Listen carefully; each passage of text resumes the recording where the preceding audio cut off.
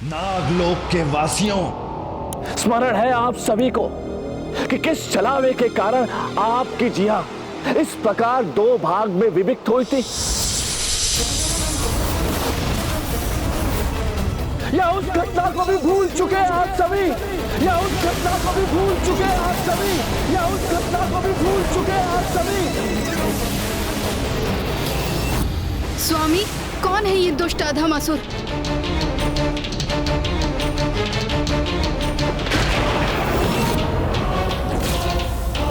यह असुर जीवित यहाँ कैसे प्रवेश कर गया? मेरे सेनापति ने इसे कैसे प्रवेश करने दिया? कौन है दुष्ट असुर और किस प्रयोजन से आया है यहाँ? नागों के शुभ चिंतक आपको स्मरण दिलाएंगे कि किस प्रकार देवताओं ने आपके साथ दुष्टता की। स्मरण दिलाएंगे आपको छलावे का जो कारण बना आपके विभक्त जीवा का। नागों की विभक्त जीवा की घटना का आरंभ तो ऋषि कश्यप से हुआ, जिन्हें ब्रह्मदेव ने सृष्टि में जीवों की उत्पत्ति का भार सौंपा था। ऋषिवर ने प्रजापति दक्ष की 13 पुत्रियों से विवाह किया और समस्त देवता उनकी प्रथम पत्नी देवी अदिति की संतान बने। उनकी द्वितीय पत्नी देवी दिति दानवों की माता बनी। देवी कद्रु चतुर और कपटी थी और वो अपने लिए सर्वश्रेष्ठ संतान चाहती थी, अपने से भी उत्तम संतान चाहती थी। और उन्हीं से विपरीत देवी विंता शांत, सरल और भोली थी और वो कम में ही संतुष्ट थी। सरल हृदय की थी आपकी माता देवी कद्रु और देवी विनता अत्यंत ही चतुर और कपटी। और ऋषि कश्यप ने दोनों की इच्छा पूर्ण की और आपकी माता कद्रु की इच्छा अनुसार उन्हें सहस्त्र अंड प्राप्त हुए और देवी विनता के अनुसार उन्हें 2 अंड प्राप्त हुए।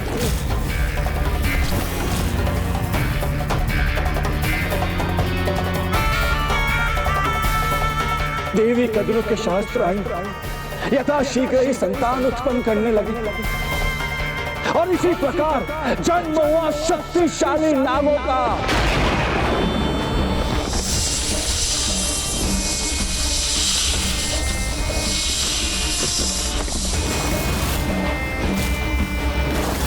वो एक नाग अत्यंत उग्र था और शक्तियों से परिपूर्ण भी था।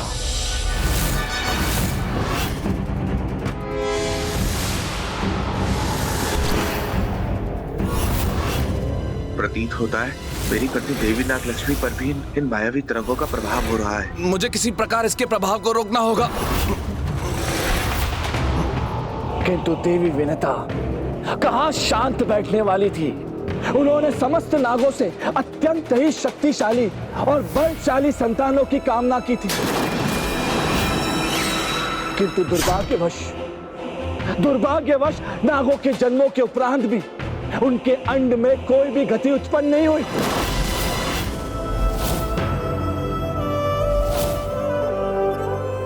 देवी विंता ने तेजस्वी पुत्रों की प्राप्ति की इच्छा व्यक्त और जिस प्रकार तेज उत्पन्न करने हेतु चेष्टा, चिंतन और धैर्य पूर्वक प्रतीक्षा करनी होती है, उसी प्रकार तेजस्वी संतान के लिए भी धैर्य धारण करना होता है।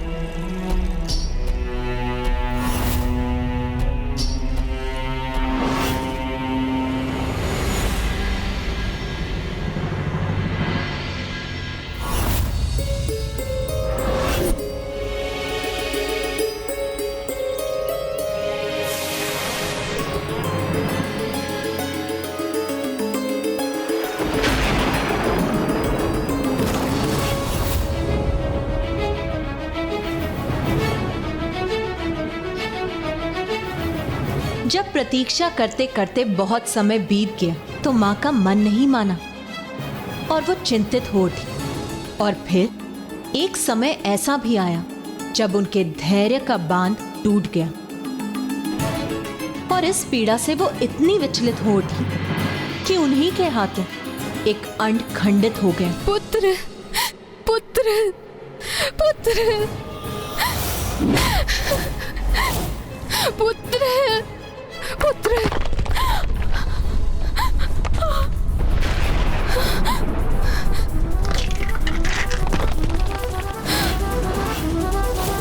और फिर उस खंडित अंड से एक अर्ध विकसित अरुण उत्पन्न हुआ।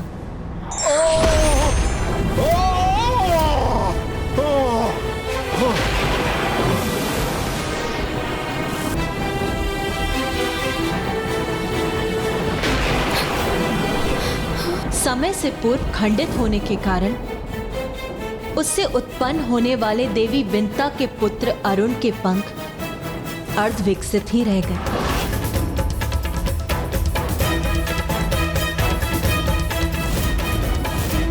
आपने अपने ही पुत्र के साथ ऐसा क्यों किया माँ? अब मुझे जीवन पर्यंत ये कष्ट भोगना होगा। अर्धविकसित पंख लेकर संपूर्ण जीवन व्यतीत करना होगा। मुझे क्षमा कर दो पुत्र, मैं गहन चिंता में डूब गई थी। मुझे और देवी कद्रू को एक साथ आशीर्वाद मिला था, किंतु उनके तो सहस्त्र अंड उनके पुत्रों को बहुत समय पूर्व ही जन्म दे चुके थे, किंतु मेरे अंड अभी भी उसी अवस्था में थे। इसीलिए धीरज खोकर मैं ये भूल कर बैठी। मुझे लगा कि उस अंड के आवरण के कठोर हो जाने के कारण तुम उससे बाहर निकलने में असमर्थ हो रहे हो। आपको अपना संयम खोने की अपनी इस भूल का दंड भुगतना होगा। आपको माता कद्रू की दास बनकर रहना होगा। वही माता कद्रू जिनके अंड से अपने अंड की तुलना कर आप अपना धीरज खो बैठी पुत्र, और मेरे साथ ये अन्याय कर बैठी। पुत्र, अपनी माँ को ऐसा दंड मत दो। मुझे क्षमा कर दो पुत्र, मुझे क्षमा कर दो।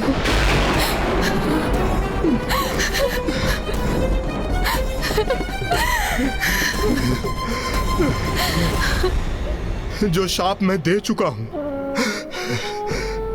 उसे तो मैं कभी परिवर्तित नहीं कर सकता, किंतु हाँ, यदि आप अब धीरज का परिचय देंगी तो आपका दूसरा अंड एक ऐसे शक्तिशाली अस्तित्व को जन्म देगा जो आपको दास्ता से मुक्त कराएगा।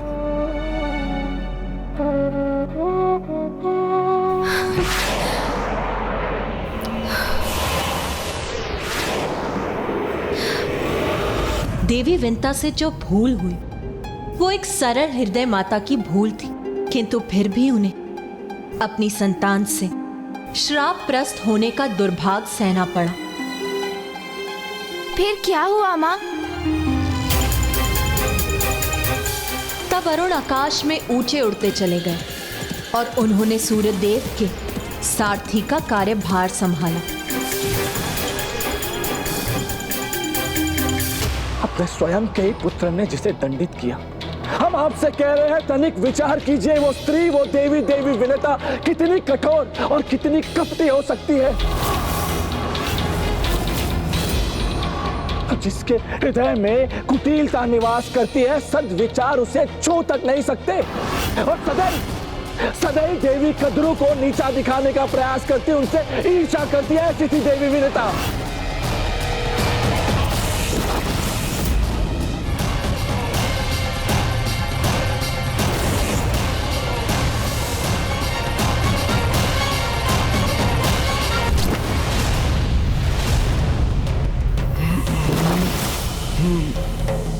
ये कैसा प्रभाव है इस मायावी असुर की माया का? मैं भी उससे प्रभावित होता जा रहा हूं। उससे अपनी रक्षा कैसे करूं मैं?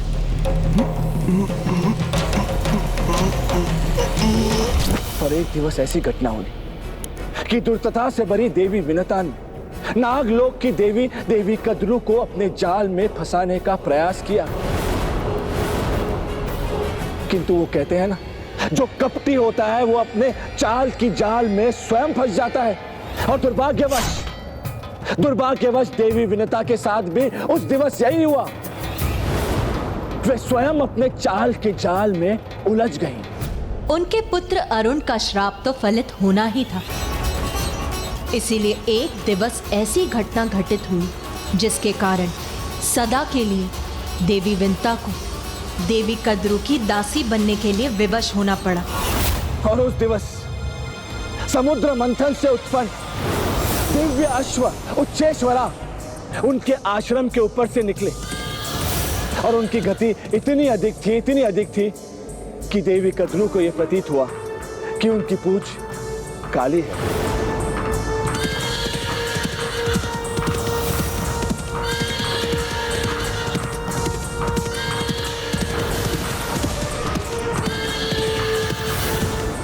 किंतु देवी विनता सदैव नाग माता देवी कद्रू का अपमान करने के लिए तत्पर रहती थी। और जब उन्हें ज्ञात हुआ कि नाग माता को इस बात पर विश्वास है कि दिव्य अश्व की पूंछ काली है, तो इसमें भी उन्होंने अपने कपट का परिचय दिया और उन्होंने देवी कद्रू की सरलता का लाभ उठाकर उनसे इस अवस्था पर निश्चित कर दांव लगा दिया।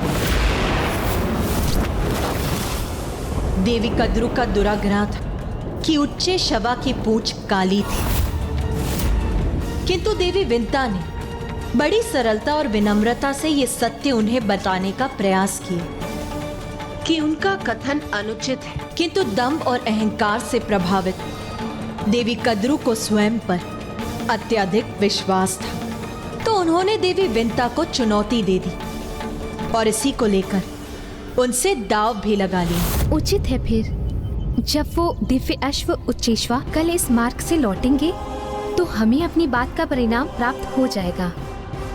यदि मेरा कथन असत्य निकला तो मैं आपकी दासी बन के रहूंगी देवी विंता, किंतु यदि आपका विश्वास असत्य प्रमाणित हुआ तो आपको मेरे साथ साथ मेरे समस्त पुत्रों की दासी बनना होगा।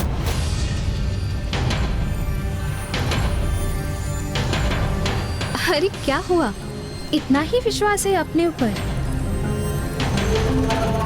उचित है फिर आप मुझे इतना बाध्य कर रही हैं तो मैं ये अवस्था स्वीकार करती हूँ। वो दोनों ये भूल गए थे कि इतनी महत्वहीन बातों पर दाव लगाना संकट को आमंत्रण देने के समान है। देवी विंता को अपनी दृष्टि पर पूर्ण विश्वास था, इसीलिए वो देवी कद्रू के साथ किसी भी अवस्था को निश्चित कर दाव नहीं लगाना चाहती थी। किंतु देवी कद्रू अपने अहंकार के कारण अपनी भूल स्वीकार नहीं करना चाहती थी, और जब देवी विंता सत्य कथन पर स्थित रही तो उन्हें उसका बहुत बड़ा मूल्य भी चुकाना पड़ा, क्योंकि जब देवी कद्रू ने इस बात की चर्चा अपने पुत्रों से की, नाग माता देवी कद्रू के संतानों ने जब इस घटना का श्रवण किया तो उन्हें ज्ञात हुआ कि किस प्रकार देवी विनता ने उनकी माता देवी कद्रू के साथ छल किया है और उन्हें एक ऐसे अनुचित अवस्था पर दाव रखने के लिए विवश कर लिया जिसका परिणाम अनंत काल के लिए उनके अपमान का कारण बन सकता था। तो वो देवी विनता के कपट का विचार कर चकित ही रह गए।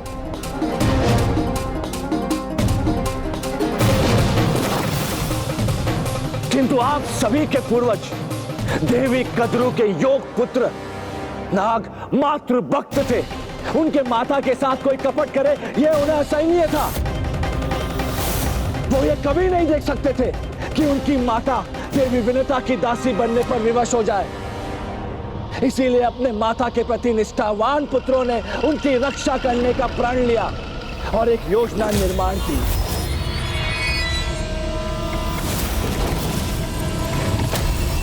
तो उन कपटी नागों ने सरलता की प्रतिमा देवी विंता को छलने में, अपनी माता को इस दाव में विजय बनाने में तनिक भी संकोच नहीं किया। शीघ्र ही सब नागों को अपनी माया के वशीभूत कर लेगा ये मायासुर, ताकि दुर्गमासुर हमारा परम मित्र अपना अनुष्ठान सरलता से संपन्न कर वो देवी आदि शक्ति को पराजित कर सके। तो दूसरे दिवस जब दिव्य उच्चे शर्वा उस मार्ग से लौट रहे थे, देवी कद्रू के पुत्रों ने अर्थात नागों ने स्वयं को उस दिव्य अश्रु उच्चे शर्वा की पूंछ में लपेट लिया,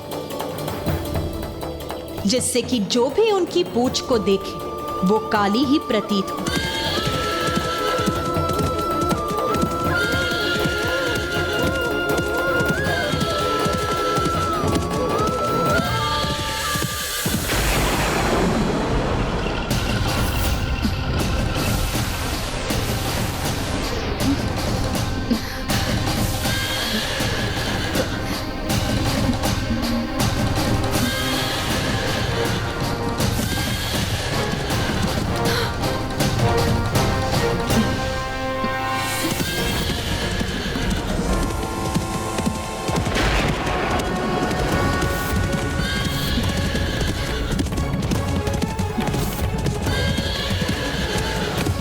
अरे, इन श्वेत दिव्य अश्व की पूंछ एक ही दिवस के अंतराल में काली कैसे हो गई?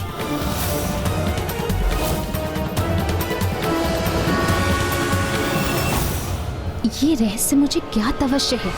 मेरे पुत्रों ने ही इसे संभव किया है, किंतु ये गुप्त रहस्य मैं तुम पर कभी उजागर नहीं होने दूंगी।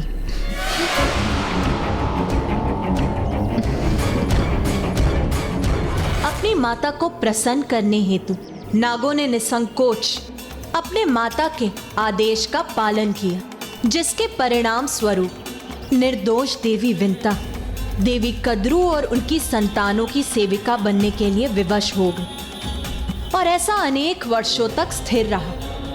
जब देवी विंता के दूसरे अंड के खंडित होने पर अति बलवान गरुण देव का जन्म हुआ।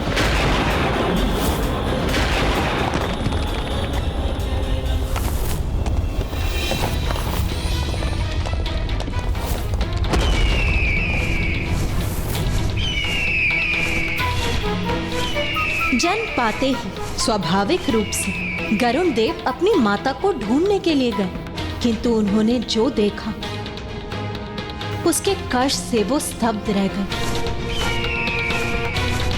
मुझे भोजन नहीं था। अरे इन दोनों से पूर्व मेरा भोजन करो, शीघ्र करो, बहुत भूख लगी है, हमें शीघ्र भोजन दो। नहीं शीघ्र भोजन दो,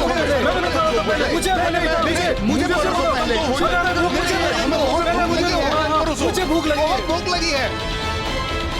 माँ,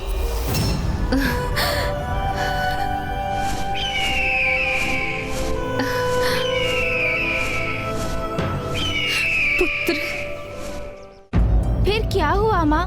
एक पुत्र अपनी माँ को ऐसी अवस्था में कैसे देख सकता है? ये गरुड़ देव के लिए तो असहनीय रहा होगा ना माँ? हाँ माँ, कोई भी पुत्र ये कैसे स्वीकार कर सकता है?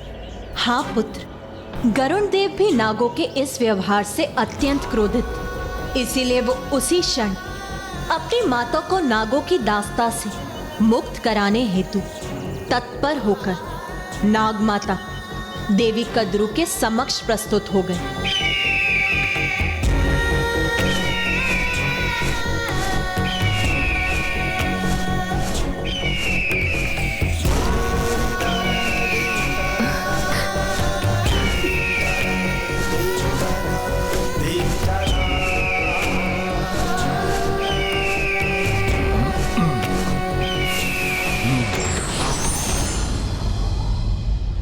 प्रणाम नाग माता, मैं विंता पुत्र गरुड़ हूँ।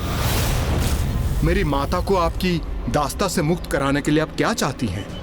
ओह, तो तुम अपनी माता को मुक्त कराने के लिए कुछ भी लाने के लिए तैयार हो? तो जाओ, स्वर्ग से मेरे लिए अमृत लाके मेरे समक्ष रख दो और मैं तुम्हें वचन देती हूँ, मैं तुम्हारी माता को मुक्त कर दूंगी। फिर क्या हुआ माँ? आगे बताइए ना।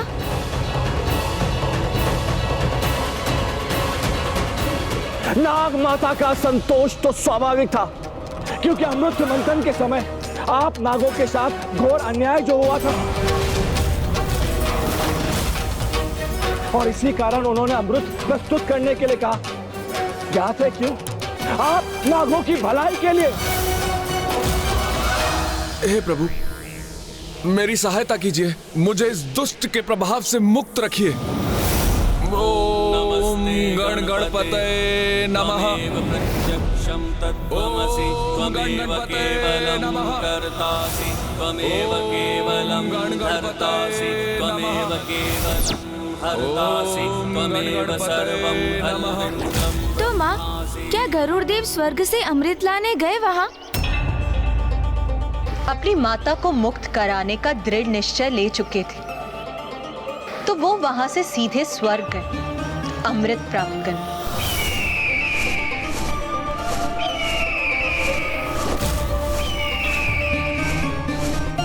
तो उन्हें सभी देवताओं ने रोकने का प्रयास किया और सर्वप्रथम अग्निदेव आगे बढ़े और अग्नि अस्त्रों की वर्षा की उन पर।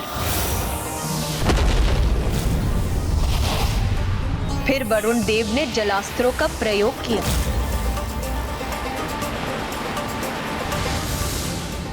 सूर्य देव ने उन्हें अपनी तीक्ष्ण किरणों से भस्म करने की चेष्टा की और इंद्रदेव ने उन्हें अपने विद्युत से आक्रमण की, किंतु कोई भी करुण देव को क्षति नहीं पहुंचा सका।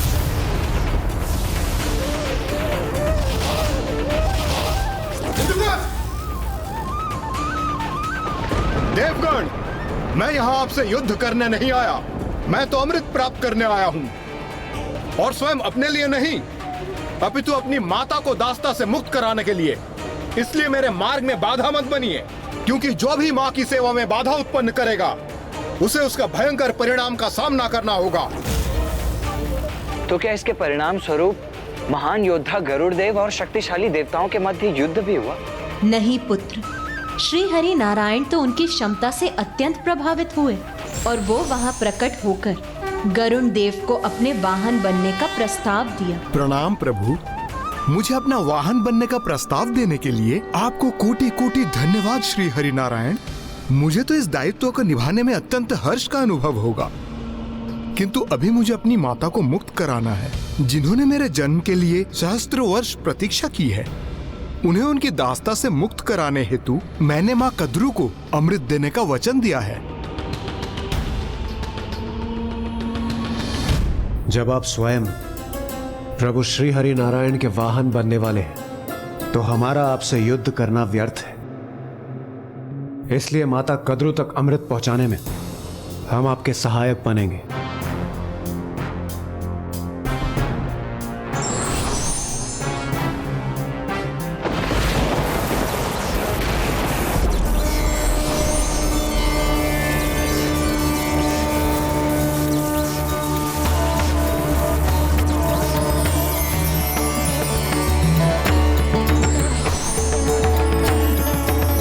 किंतु गरुड़देव, यदि ये अमृत नागों के हाथों में पड़ा तो सृष्टि का उचित चक्र अपने स्थान पर स्थिर नहीं रहेगा।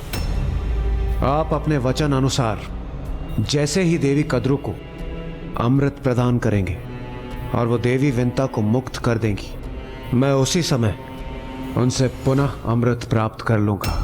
और इस कार्य को पूर्ण करने के लिए मुझे अपने साथ चलने की अनुमति आपको देनी होगी। किंतु क्या ये नागों के साथ अन्याय नहीं होगा? अमृत पाने के तो वो भी अधिकारी हैं। नागों को इससे वंचित रखकर उन्हें छलना क्या अनुचित नहीं होगा श्री हरि नारायण? यदि आप ऐसा समझते हैं तो ये आपकी सहृदयता है, किंतु नागों को अमृत न देने का एक कारण है, क्योंकि उनमें अत्यधिक विष का वास होता है। इसलिए उन पर विश्वास करना कठिन है कि अमृत प्राप्त करने के पश्चात वो सृष्टि को किस प्रकार आतंकित करेंगे। कदाचित उनके प्रभाव से न केवल मनुष्य जाति अपितु अन्य जीवों का भी विनाश होगा। सृष्टि में असंतुलन उत्पन्न हो जाएगा। इसलिए नाग अमृत पान करने के योग्य नहीं है। इसलिए संसार को व्यर्थ के संकटों से सुरक्षित रखने हेतु हम ऐसा करने के लिए बाध्य हैं। फिर तो आपका कहना उचित है श्री हरि नारायण एवं इंद्रदेव।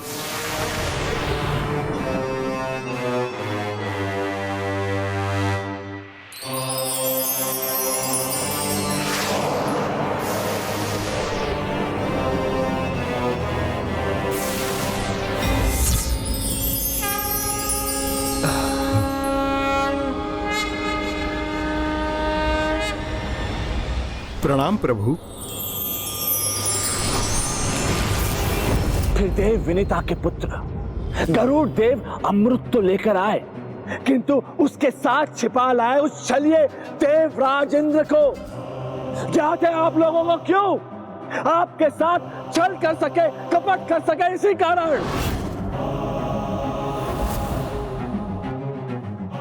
अब ये पूर्ण रूप से हमारे प्रभाव में आ रहे हैं।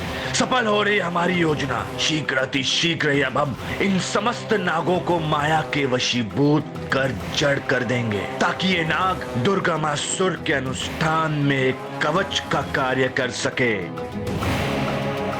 और फिर गरुड़ देव नागलोक पहुंचे और नाग माता देवी कद्रू के समक्ष अमृत कलश प्रस्तुत किया और सदैव के लिए अपनी माता को उनके दास्तान से मुक्त करा दिया। आज से तुम हम नागों की दास्ता से मुक्त हो। पुत्र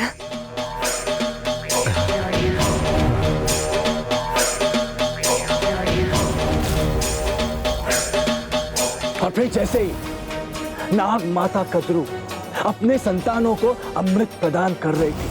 ठीक उसी समय देवराज इंद्र वहां प्रकट हुए।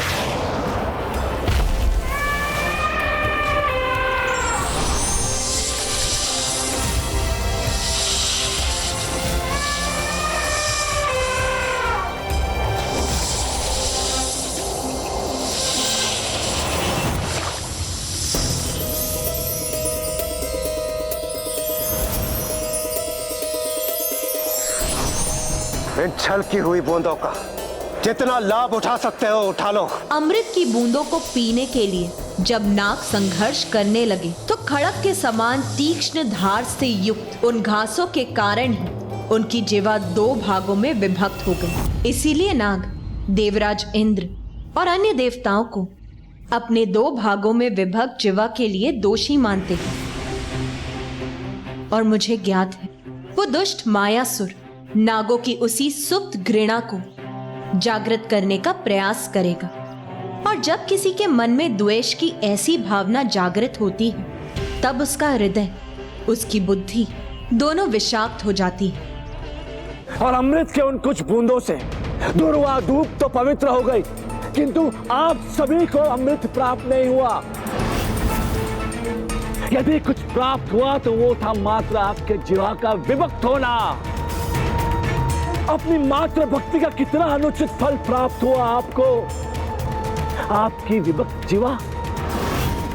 अमृत मंथन में आपके परिश्रम का क्या फल प्राप्त हुआ आपको। आपका विषैला शरीर। और इन सब के लिए उत्तरदायी कौन है? वो दुष्ट देवता।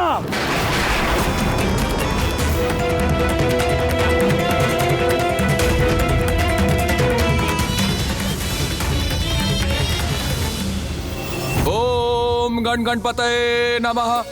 ओम गण गणपतये नमः। ओम। उचित ही तो कह रहा है वो असुर। देवताओं ने हमसे इतना बड़ा छल किया और फिर भी हम सदा देवताओं का ही साथ देते हैं। अब समय आ गया है कि अब हमें देवताओं के विरुद्ध असुरों का साथ देना चाहिए। ये आप क्या कह रही हैं देवी? अपने विवेक को जागृत कीजिए। आज ही तो भ्रमजाल से मुक्त हुई हूँ मैं। आज ही मेरा विवेक जागृत हुआ है। उचित अनुचित का भेद कर पा रही हूँ मैं। भ्रमित तो वो असुर कर रहा है आपको और नागलोक के अन्य वासियों को।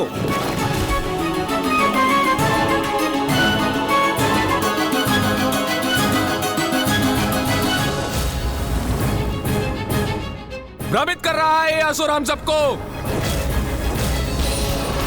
इसका कथन सत्यता से रिक्त है। हमारे इतिहास को अपने लाभ के लिए तोड़ मरोड़ कर बोल रहा है ये। सागर मंथन के समय हमें अमृत नहीं विष दिया गया था, क्योंकि नागों के पास अन्य जीवों की तरह भूख प्यास मिटाने के लिए हाथ पैर नहीं होते। इसलिए हम स्वयं को विष से सुरक्षित रखते हैं। और छल नाग माता के साथ नहीं, अपितु उनके द्वारा विंता माता के साथ हुआ था। महादेव ने मात्र एक आभूषण समझकर नहीं, अपितु सम्मान देने के लिए हमें कंठ पर स्थान दिया है। श्री हरि नारायण ने हीन समझकर नहीं, अपितु इस योग्य समझकर अपनी शैया बनाया है। इतना बड़ा सम्मान दिया है हम नागों को उन्होंने। इतना बड़ा सम्मान दिया है हम नागों को उन्होंने।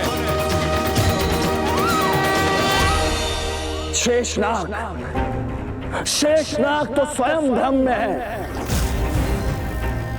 पक पक पर छल करने वाले, आपके साथ कपट करने वाले देवताओं का साथ दिया है शेषनाग ने। आप सर्वशक्तिशाली नागों को तो हमारे साथ होना चाहिए, मायासुर के साथ, जो आपको शक्ति और महानता के पथ पर लेकर जाएगा।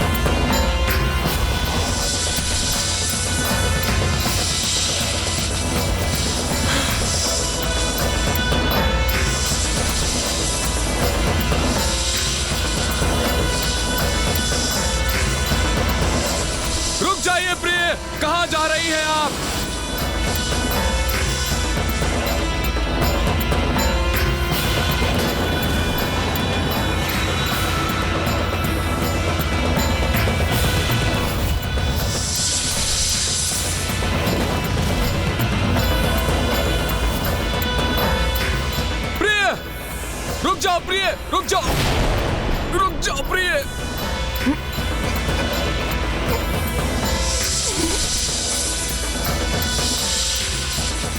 ओम गण गणपतये नमः। ओम गण गणपतये नमः।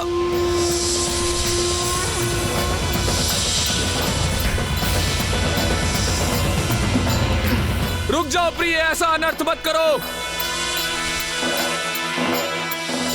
उसके किसी भी कथन पर विश्वास मत करो। रुक जाओ प्रिय, रुक जाओ।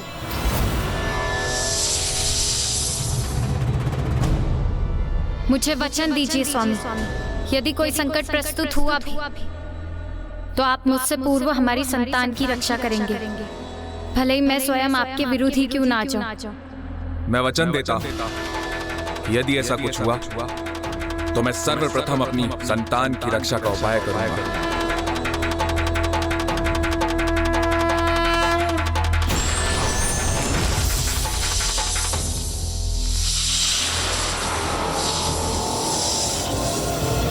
यदि ये उस दुष्ट की कुटिल योजना है तो हम अभी जाकर नागों की रक्षा करेंगे।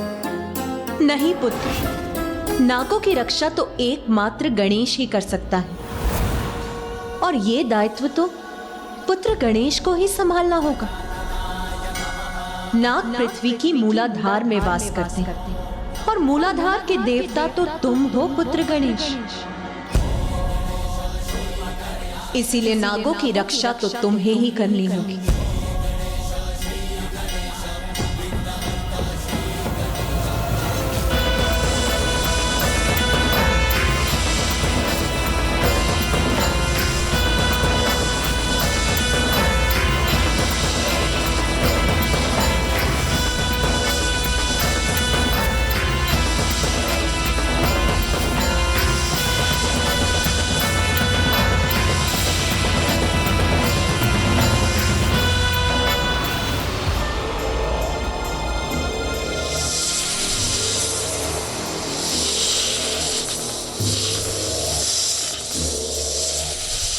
अब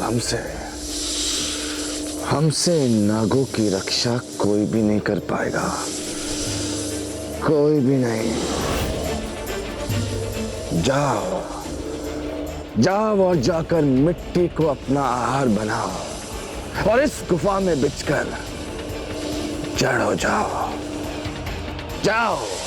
अब हम तुम सभी नागों को हमारे अर्थात मायासुर की गुफा में लेकर जाएंगे, जहां तुम सब मात्र और मात्र हमारी इच्छा अनुसार ही कार्य करोगे।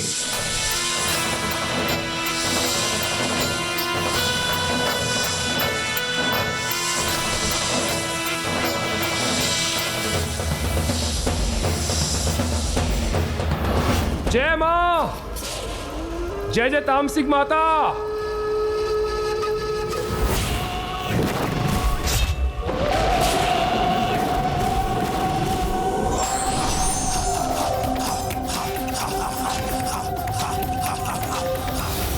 निन्यानवे लाख 99 सहस्त्र 94।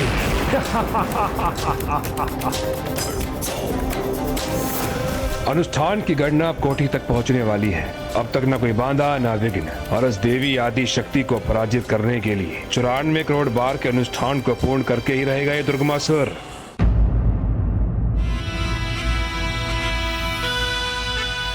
पुत्र गणेश, जैसा कि तुम्हें भली भांति ज्ञात, प्रत्येक जीव कुंडलिनी की शक्ति होती है, जो उसकी रीढ़ के आधार पर स्थित होती है, जहां मूलाधार चक्र भी स्थित। सुप्त कुंडलिनी शक्ति मूलाधार चक्र में मिट्टी खाकर पड़े सुप्त जड़ सर्प के समान स्थित रहती है।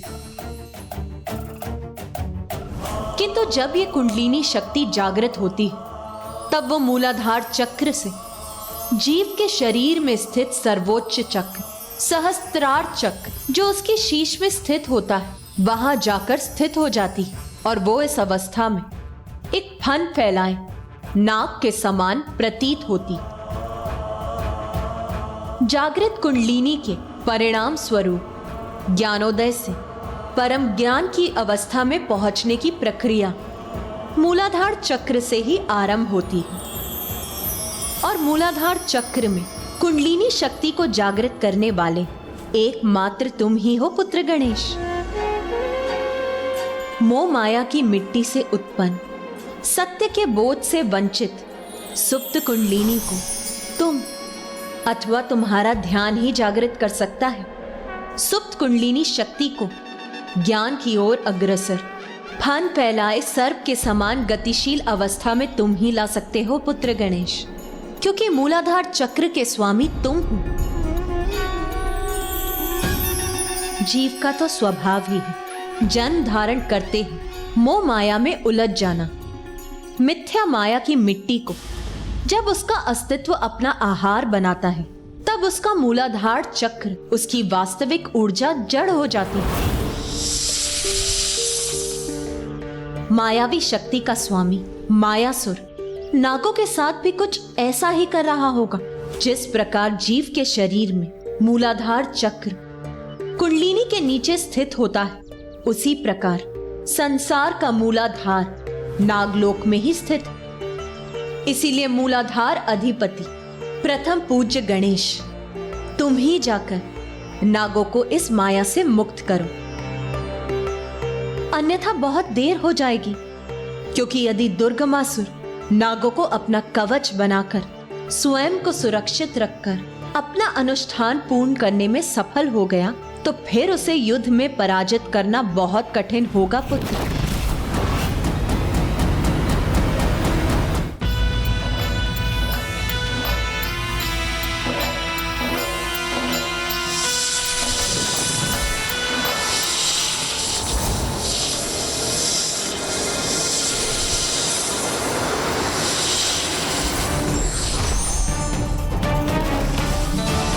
मैं आपको अपनी भावी संतान को संकट में नहीं डालने दूंगा। तो फिर मुझे रोकने का प्रयास करके देख लीजिए नागलोक के अधिपति शेषनाग जी।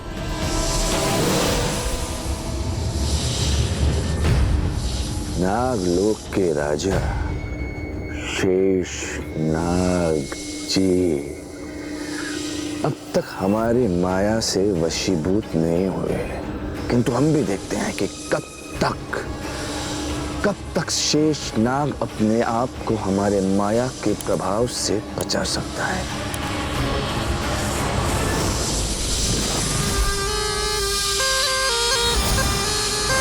नागों की रक्षा का दायित्व तुम्हारा है पुत्र गणेश, इसीलिए जाओ और उनकी रक्षा करो। मायासुर को अवश्य रोकूंगा मैं माँ। नागों को मायासुर के जाल से मुक्त कराऊंगा मैं, फिर चाहे उसके लिए मुझे कुछ भी क्यों ना करना पड़े।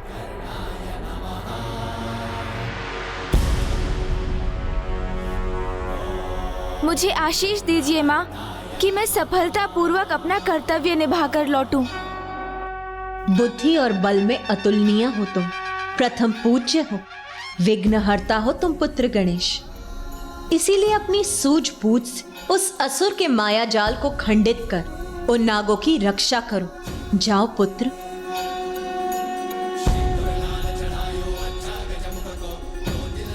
विजय भव पुत्र।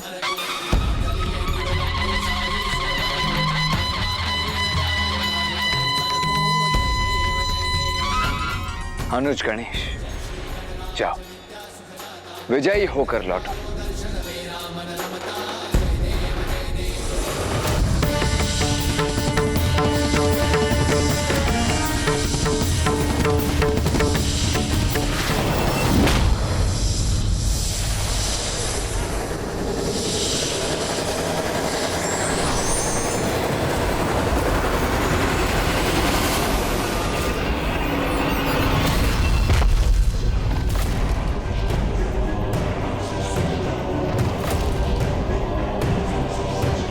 जाइए मेरे मार्ग से शेषनाग। मुझे मेरे अंड को लेकर आगे बढ़ने दीजिए अपने मार्ग पर। मेरे रहते ये कदापि संभव नहीं। तो फिर मेरा सामना करने के लिए तैयार हो जाइए।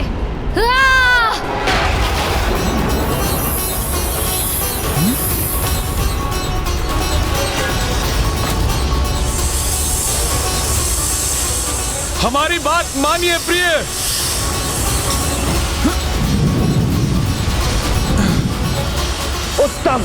अति उत्तम, अद्भुत, अति अद्भुत। कितना आनंददायी दृश्य है ये। नागलोक का राजा शेषनाग और उनकी पत्नी के मध्य युद्ध, घमासान युद्ध, और ये मात्र हमारे मायासुर की माया के कारण ही संभव था।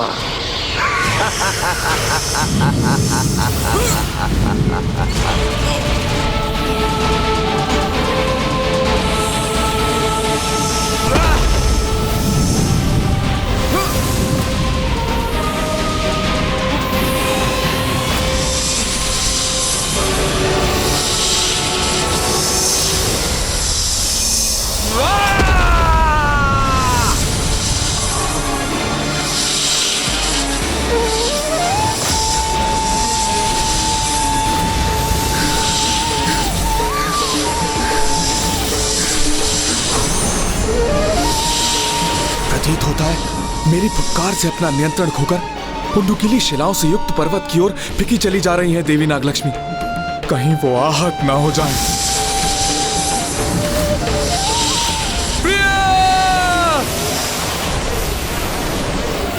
मुझे नागों की सहायता के लिए शीघ्र वहां पहुंचना चाहिए।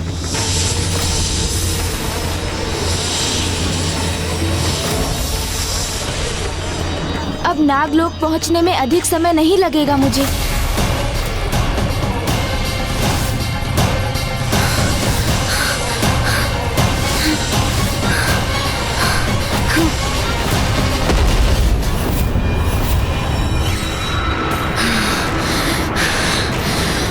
देवी नागलक्ष्मी स्वयं को नियंत्रित करने में सफल हो गई, अन्यथा वो अनर्थ हो जाता जिसके लिए मैं स्वयं को कभी क्षमा नहीं कर पाता।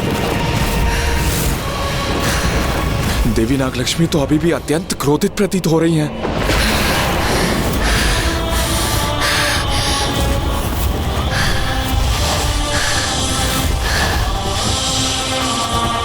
प्रिय, मुझसे युद्ध करने की इच्छा को नहीं, अभी तो पुनः अपने विवेक को जागृत कर लौटिए यहाँ। आपसे युद्ध करने के लिए मुझे बाध्य मत कीजिए देवी। मूषक जी, हमारा गंतव्य स्थान नागलोक तो पृथ्वी के मूलाधार अर्थात उसके महातल में स्थित है, जो क्रमशः अतल लोक, वितल लोक, सुतल लोक और फिर अंततः तलातल लोक को पार करने के उपरांत स्थित है। वही नागों का निवास स्थान है मूषक जी।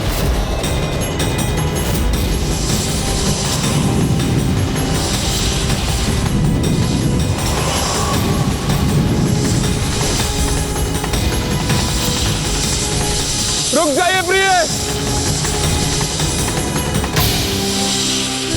कैसी उलझन है ये। मैं देवी नागलक्ष्मी को विजयी नहीं होने दे सकता, क्योंकि यदि ऐसा हुआ तो वो स्वयं भी उस असुर के माया जाल में उलझी रहेंगी और हमारी संतान का भी वही परिणाम होगा।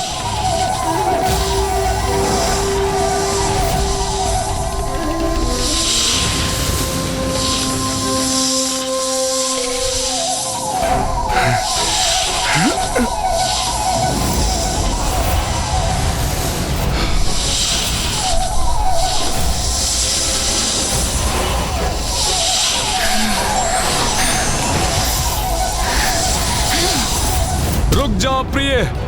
छोड़िए मुझे।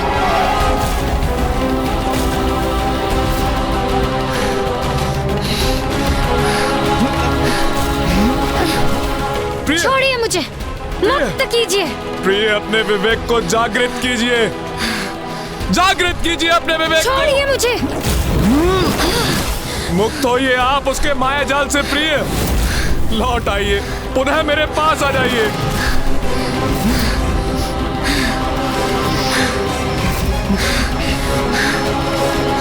आप पर छाया ये माया का भ्रम नष्ट करने के लिए आपको यहाँ से दूर ले जाना होगा मुझे।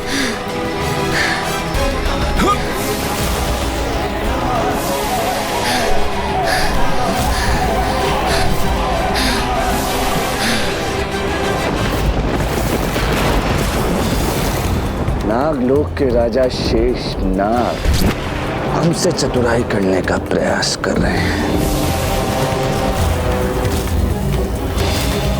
अपनी पत्नी को मायासुर के माया के प्रभाव के क्षेत्र से दूर लेकर जाना चाहते हैं आप, किंतु स्मरण रहे, मायासुर की माया से बचना कठिन ही नहीं, असंभव है, असंभव।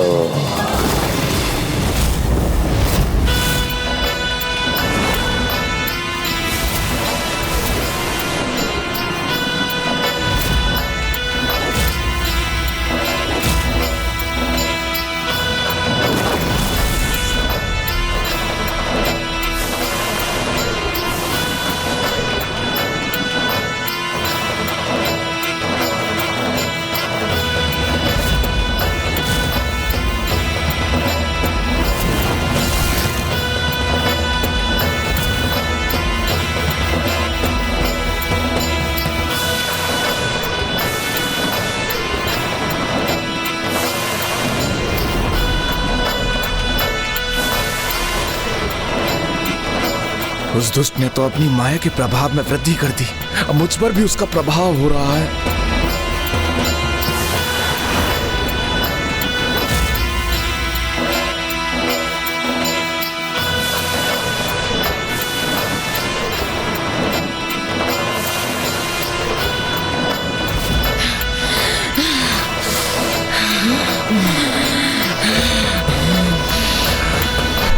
ये जकड़ तो क्षण पड़ गई है, यही उचित अवसर है अपने समस्त बल का प्रयोग कर इस चक्कर से मुक्त होने का।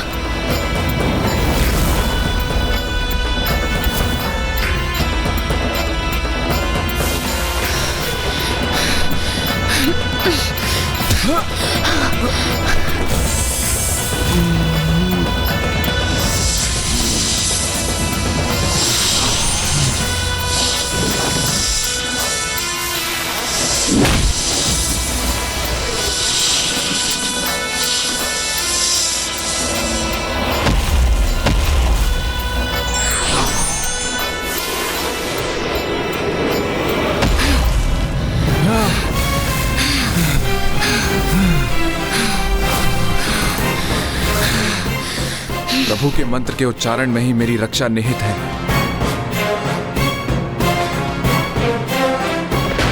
ओम गण गणपतये नमः। ओम गण गणपतये नमः।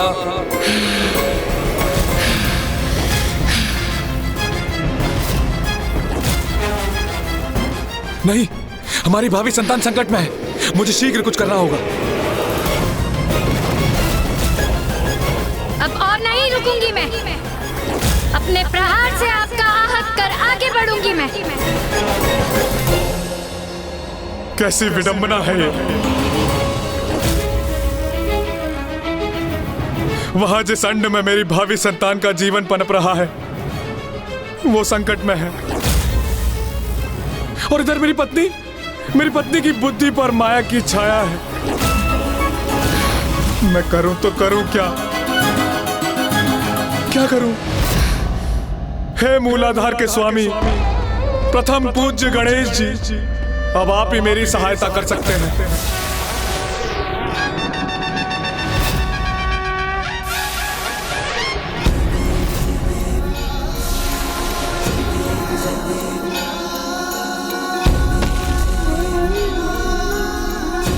यहाँ तो कोई भी नहीं है। कहाँ गए नागलोक के समस्त निवासी? मुझे यहाँ पहुँचने में विलंब हो गया मूषक जी। माँ ने जिसके प्रति सावधान किया था हमें, वो घटित हो गया। वो दुष्ट मायासुर अपनी माया का जाल बुनकर नागों को भ्रमित कर दुर्गमासुर की रक्षा हेतु उन्हें अपने साथ ले गया है।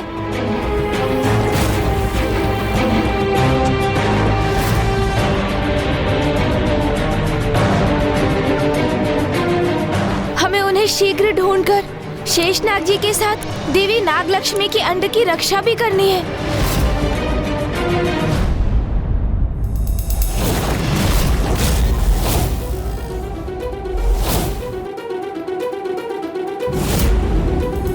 किंतु मुझे वचन दीजिए स्वामी, यदि कोई संकट प्रस्तुत हुआ भी तो आप मुझसे पूर्व हमारी संतान की रक्षा करेंगे।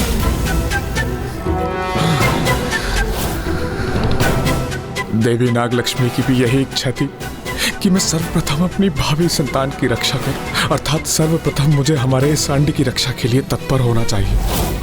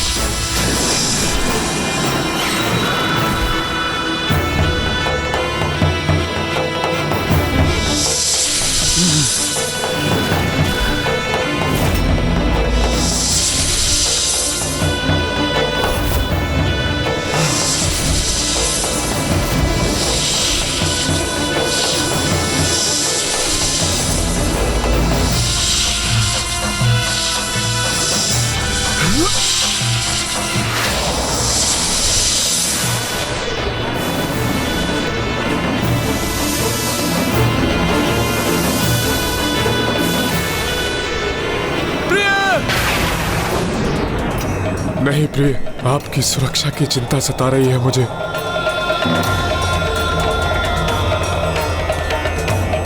सर्वप्रथम मेरी अपनी संतान की रक्षा सुनिश्चित करना अनिवार्य है, फिर मैं आपको यहां से सुरक्षित ले जाने के लिए भी लौटूंगा।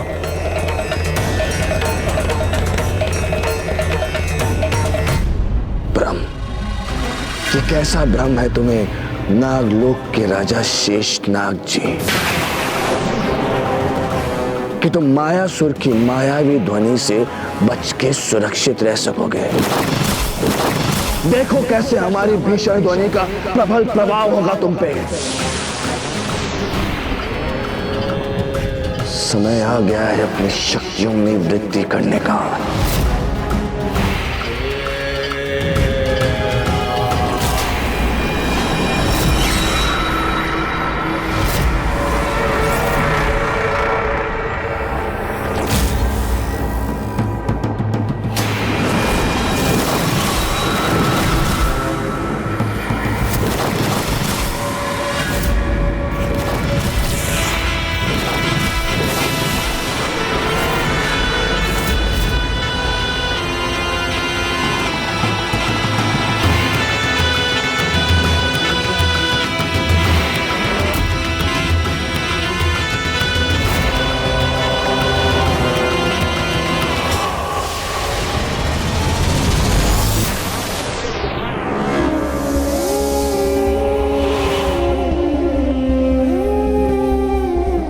कैसा अनर्थ हो गया ये, सभी नाग प्रभावित हो गए इस दुष्ट की माया से।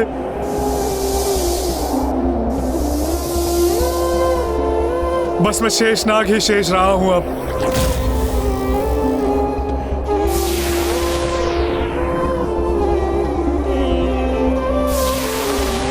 अब तो आप ही हमारा संकट दूर कर सकते हैं प्रभु।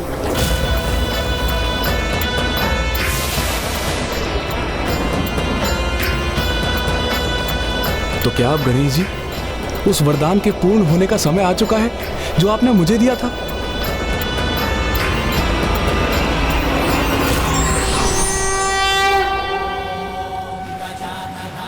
प्रणाम प्रथम पूज्य गणेश जी।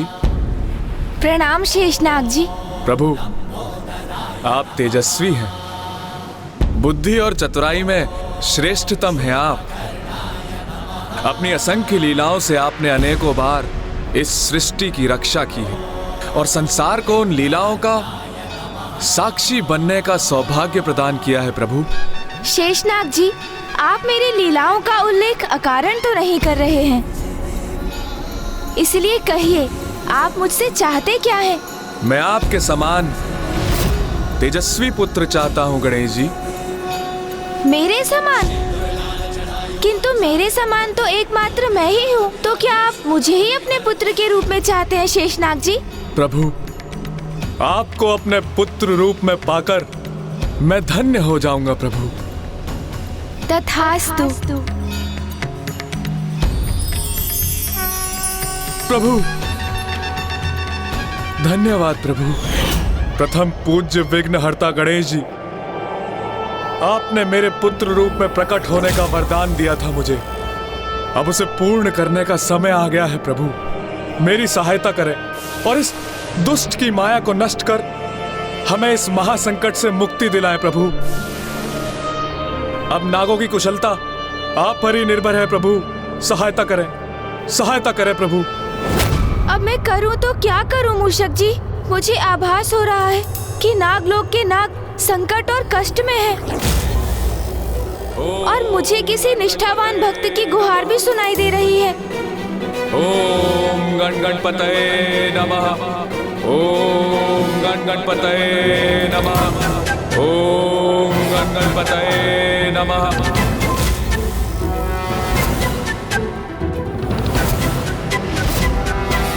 हृदय की पुकार तो सदा उचित दिशा निर्देश देती है हमें, इसलिए हमें सदैव उस पर ध्यान देना चाहिए और उसके ही अनुसार कर्म करने चाहिए।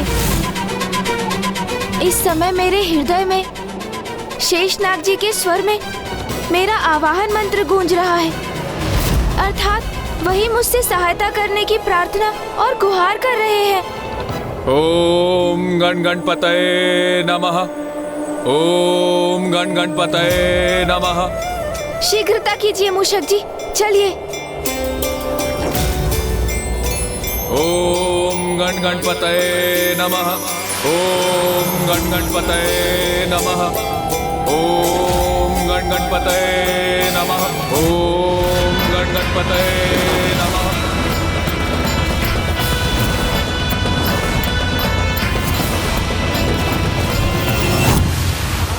शेषनाग जी का स्वर तो इस दिशा से आ रहा है, अर्थात मुझे इसी ओर बढ़ना चाहिए।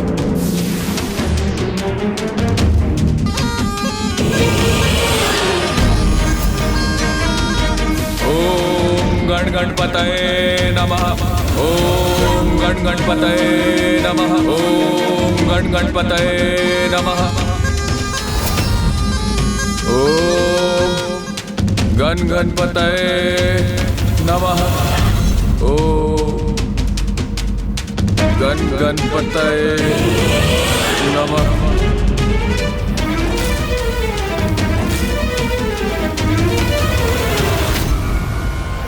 ओम गण गणपतये नमः।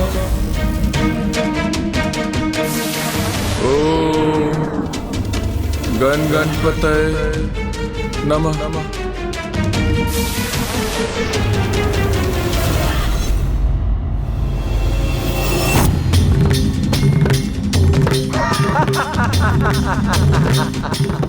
कहा था ना हमने शेषनाग कि हमारी माया से तुम्हारी रक्षा कोई नहीं कर पाएगा, कोई भी नहीं।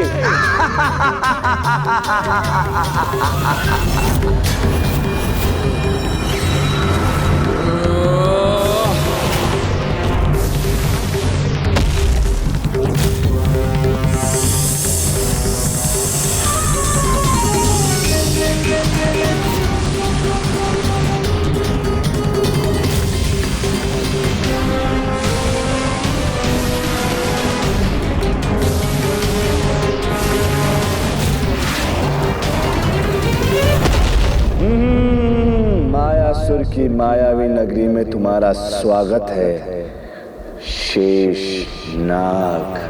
तुम्हारे अंड को खंडित करने का हमारा कोई विचार नहीं था, लेकिन तुमने सुना तो है ना कि गेहूं के साथ घुन को भी पीसना पड़ता है। तुम्हारे भूमि पे गिरते ही तुम्हारा अंड भी भूमि पे गिरा और खंडित हो गया, अर्थात तुमने उसे सदैव के लिए खो दिया।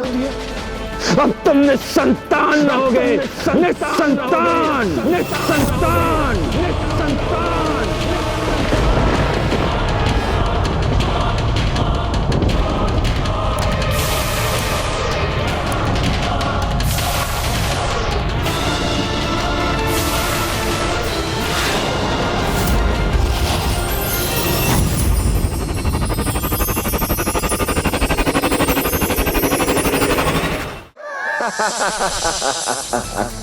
तुम्हारे अंड ने खंडित होकर मिट्टी का स्वाद ले ही लिया और अब तुम अब तुम भी जाओ और मिट्टी खाओ और अपनी पत्नी और अन्य नागों के बाती जाकर इस गुफा में स्थित हो जाओ और हमारे मित्र दुर्गमासुर की रक्षा करो।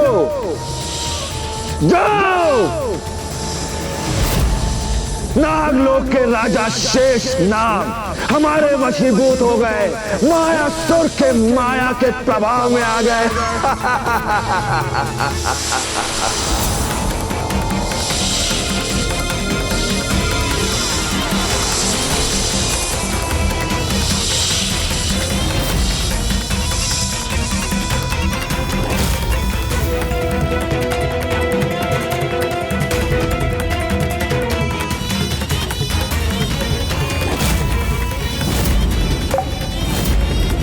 जय माता, जय जय तामसिक माता। दुर्गमासुर हमारे परम मित्र, संसार के समस्त नाग जड़ अवस्था में तुम्हारे समक्ष तुम्हारी रक्षा के लिए उपस्थित हैं। और अब इस संसार में ऐसा एक नाग भी शेष नहीं है जो सचेत अवस्था में है। तुम शीघ्र अति शीघ्र ही अपना अनुष्ठान पूर्ण करो और इस संसार में अजर अमर अविनाशी बन जाओ। हम बन जाएंगे नागलोक के राजा।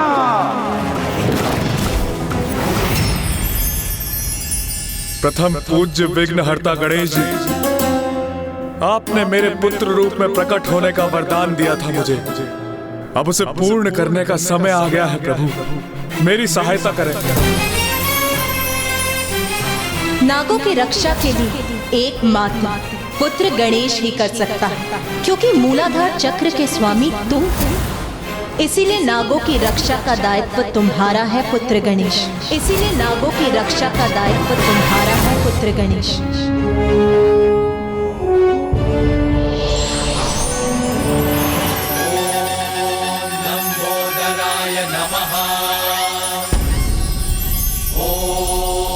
एकदन्ताय नमः।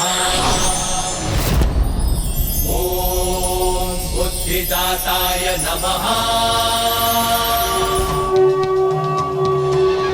इस संसार के सभी जीवों के जन्म के समय उसकी कुंडलिनी शक्ति और चक्र सुप्त अवस्था में होते हैं, किंतु प्रथम पूज्य गणेश के लंबोदर अवतार में उनकी कुंडलिनी शक्ति और समस्त चक्र पूर्व से ही जागृत और सक्रिय हैं। यही तो उद्देश्य है गणेश के लंबोदर गणेश अवतार का। सभी सुप्त पड़े नागों को ही नहीं, उनकी कुंडलिनी शक्ति को जागृत करने का भी दायित्व निभाएगा और उसका लंबा उदर उसकी अत्यंत अद्भुत और दिव्य लीला के उजागर होने का भी कारण बनेगा। भीमाय भीम पराक्रमाय ओम नमो। शेषनाग जी, आपको दिए वरदान के अनुसार अवतार ले चुका हूँ मैं। अब मैं वहाँ शीघ्र पहुँचकर आपको और अन्य नागों को मायासुर की माया से मुक्त कराऊंगा। आपको और अन्य नागों को मायासुर की माया से मुक्त कराऊंगा।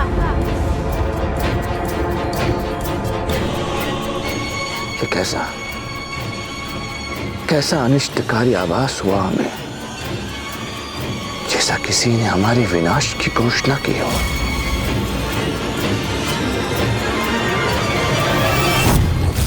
मायासुर ने तो अपनी असीम माया से अपने पिता ब्रह्मदेव को भी प्रभावित कर लिया था। उसकी माया को पराजित करने के लिए मुझे प्रस्थान करने से पूर्व प्रभु श्री महागणपति जी का अभिनंदन कर उनका आशीष प्राप्त करना चाहिए। वही मुझे इस कठिन कार्य में सफलता प्रदान करवाने में सहायक बनेंगे।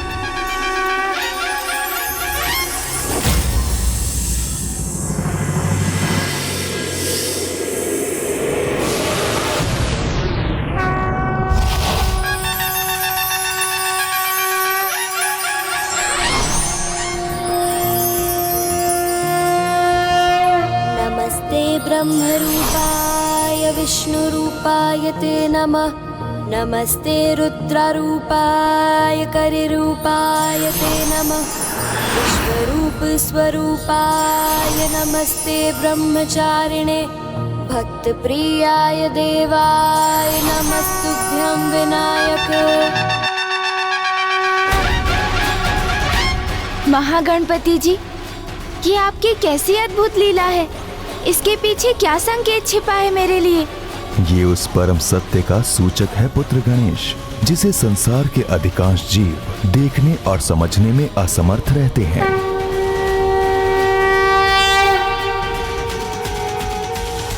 ब्रह्मांड के कण कण में मेरा ही वास है और सभी में मेरा अंश व्याप्त है। इसलिए संसार में सजीव और निर्जीव जो भी हैं, वो मैं ही तो हूँ। संसार का कोई भी अस्तित्व मुझसे भिन्न नहीं, सभी मुझसे संपूर्ण होते हैं, क्योंकि मैं ही सर्वथा संपूर्ण हूँ, परम ब्रह्म ईश्वर हूँ।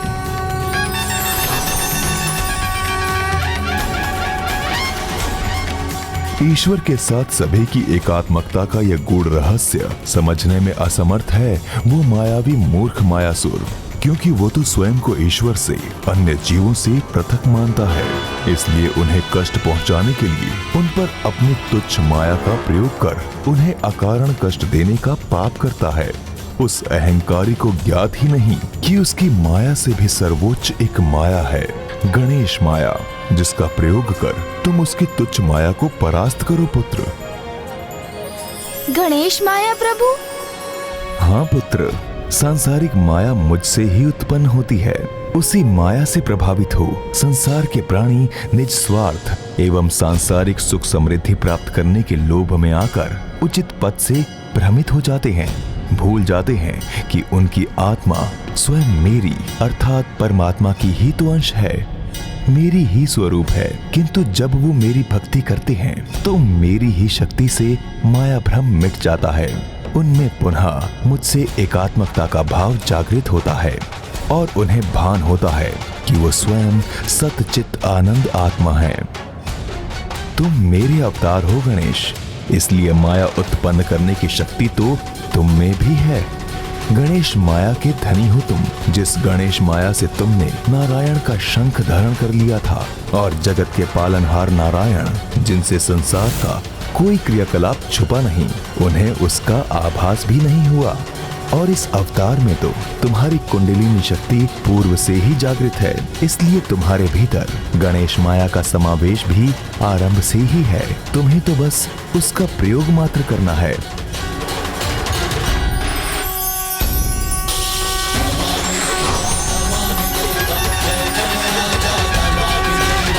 यही गणेश माया है। अब इसका उचित उपयोग कर सृष्टि की रक्षा करो।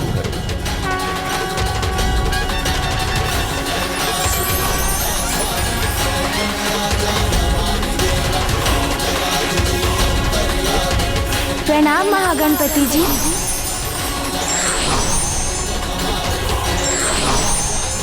अपनी माया का बहुत प्रयोग कर लिया तुमने मायासुर, किंतु अब तुम्हें गणेश माया का अनुभव करना होगा।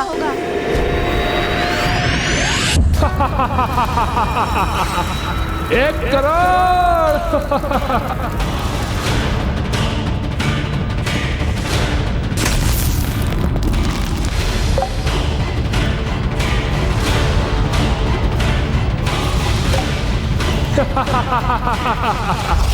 जय माता, जय जय तामसिंह माता। मेरे अनुष्ठान का लाभ हो रहा है, मुझे वृद्धि हो रही है मेरी शक्ति में। अब कोई नहीं रोक सकता मुझे। जय जय माता, जय जय तामसिंह माता।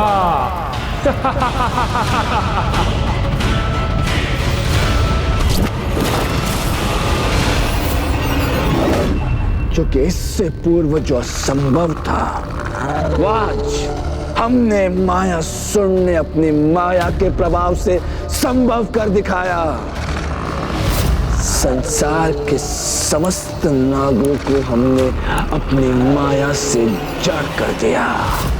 जड़ बुद्धि अज्ञानी असुर ये नहीं समझते कि जब भी किसी ने अहंकार के मद ऊंची उड़ान भरने का भ्रम पाला तो उस भ्रम के पर कटते हैं।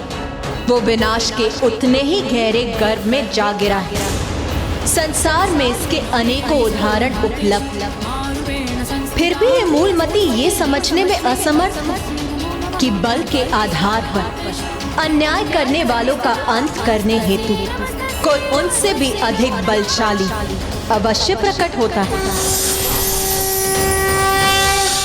और ये भी सत्य है कि जब भी कोई दुष्ट अति करता है तो उसके संहार में अधिक समय नहीं लगता। अर्थात अब अनुज गणेश अपने लंबोदर अवतार में शीघ्र ही धर्म और न्याय की शक्ति बन दुष्टता का विनाश करने वाला है।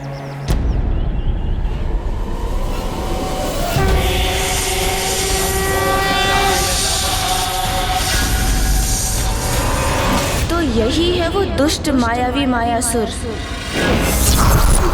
तुम्हारा मित्र मायासुर तुम्हें अपने लक्ष्य से विचलित नहीं होने देगा। मित्र, तुम निश्चिंत हो जाओ और निश्चिंत होकर अपना अनुष्ठान पूर्ण करो और बन जाओ संसार के सर्वशक्तिशाली असुर।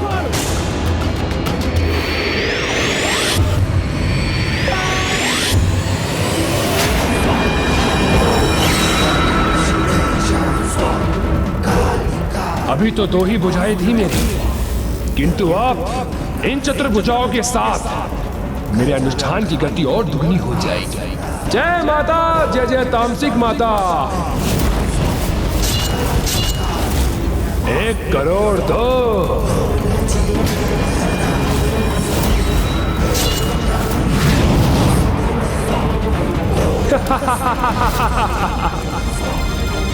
एक करोड़ दी।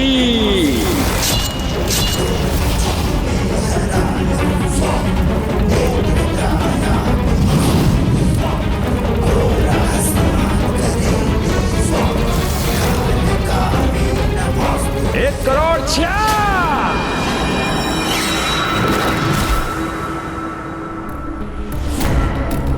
उत्तम, अति उत्तम। मित्र, इसी प्रकार अपना अनुष्ठान करते रहो। तुम्हारा ये मित्र तुम्हारे अनुष्ठान में कोई बाधा नहीं आने देगा। हमने संसार के समस्त नागों को जड़ अवस्था में यहाँ उपस्थित किया है। और तो और नागलोक के राजा शेष नाग भी यहाँ उपस्थित हैं। मित्र, अब इस संसार में कोई भी नाग शेष नहीं रहा। निश्चिंत हो जाओ और अपना अनुष्ठान शीघ्र, अति शीघ्र पूर्ण करो। किंतु मैं तो शेष हूँ अभी, सर्वथा कुशल और पूर्ण रूप से चेतन अवस्था में।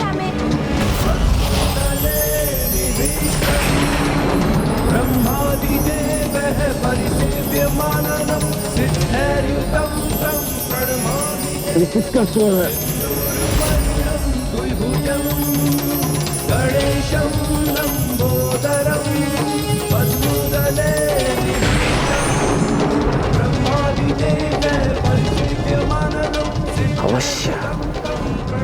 अवश्य कोई न कोई हमारे समीप आ रहा है, किंतु हमें स्पष्ट दिखाई क्यों नहीं दे रहा? कौन है तू? समक्ष हमारा परिचय दे अपना।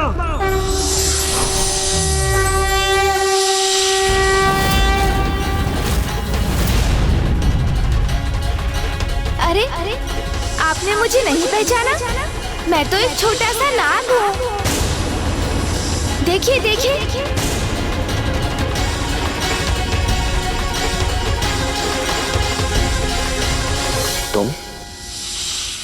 तुम कैसे शेष रह गए?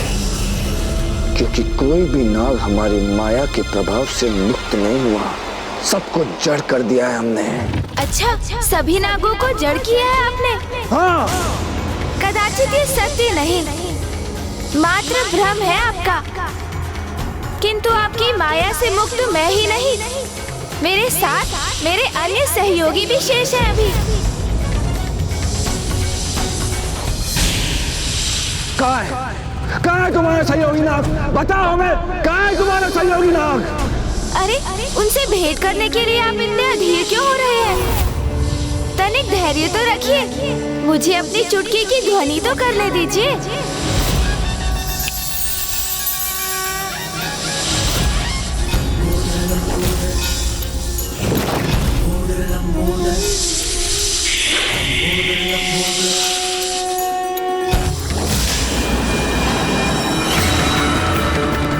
असंभव, असंभव है ये। इतने सारे नाग कैसे शेष आ गए? असंभव। ये तो है ही, किंतु एक और नाग भी शेष है अभी, जिसे देखकर आप चकित रह जाएंगे।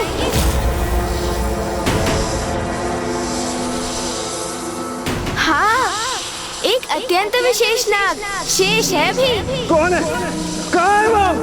आप और कौन? आप भी तो स्वयं एक नाग ही हैं।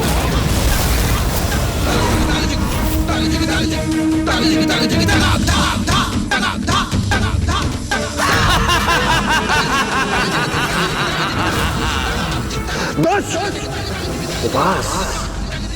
उपवास कर रहा है हमारे साथ, हाँ? मायासुर के साथ। तो कहां से हम नाग प्रतीत हो रहे हैं?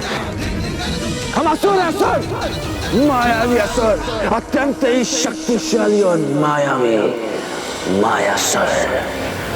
ध्यान से देखो हमें, ध्यान से, ऊपर से लेके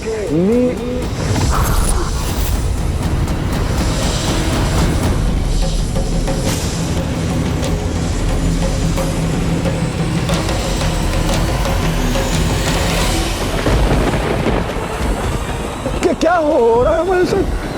ये कैसे संभव है? वो वास्तव में हम एक नाग हैं।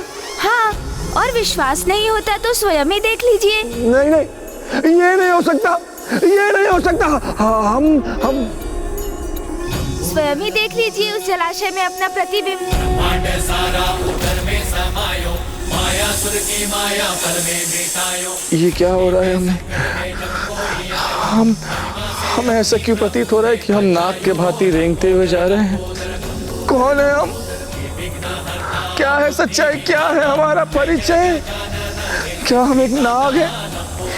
ये क्या हो गया है हमें? नागलोक पे घना संकट है छाया, माया से मायासुर ने बंदी बनाया। अब इस मायावी को ज्ञात हुआ कि जो अपनी माया के प्रकोप से सभी पर अत्याचार करते हैं, वो जब स्वयं माया से प्रभावित होते हैं तो कितने दयनीय प्रतीत होते हैं।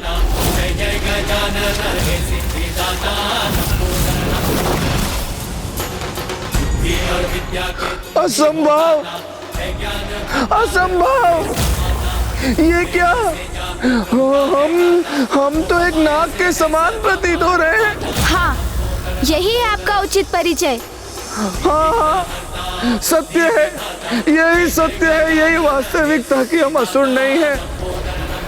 हम एक नाग हैं, नाग, एक भयावह नाग हैं हम। जय माता, जय जय तामसिक माता।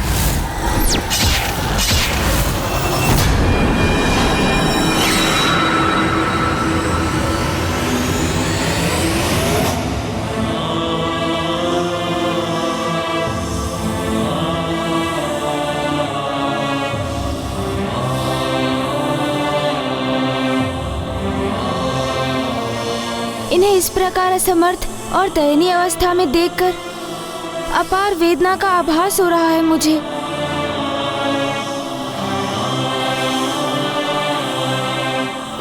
तुम्हारे अंड ने खंडित होकर मिट्टी का स्वाद ले ही लिया और अब तुम भी जाओ और मिट्टी खाओ और अपनी पत्नी और अन्य नागों के भांति जाकर इस गुफा में स्थित हो जाओ।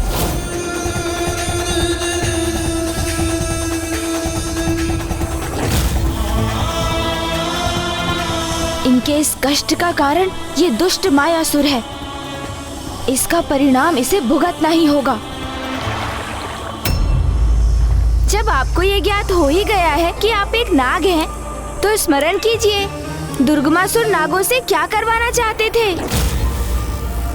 मिट्टी को अपना आहार बनाओ और जड़ हो जाओ। तो फिर आपको किसकी प्रतीक्षा है?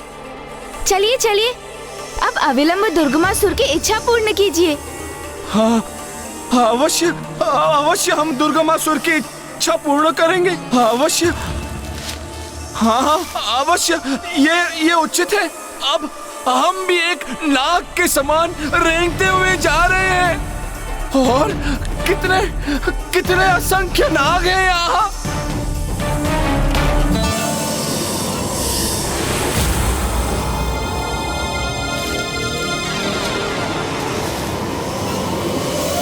जो माया से अन्य जीवों की दुर्दशा करते हैं, समय आने पर स्वयं उनकी भी वैसी ही दुर्दशा होती है।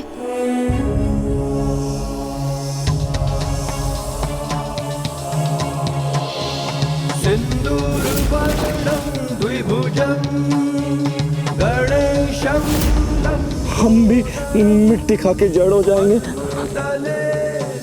दुष्ट असुर, आपने अपनी माया का प्रयोग कर नागों को मिट्टी को अपना आहार बनाने पर विवश किया। इसलिए माया के प्रभाव से मैंने भी आपकी ये दुर्दशा कर दी। हम भी मिट्टी खा के जड़ हो जाएंगे। क्योंकि जो किसी अन्य को अपने हाथ विषपान कराते हैं, उन्हें इसका भी आभास अवश्य होना चाहिए कि उनके हाथों में उनके द्वारा वो धारण किया विष उनके भी प्राणों के लिए घातक सिद्ध हो सकता है। हम जड़ हो रहे हैं। हम भी एक नाग है, नाग।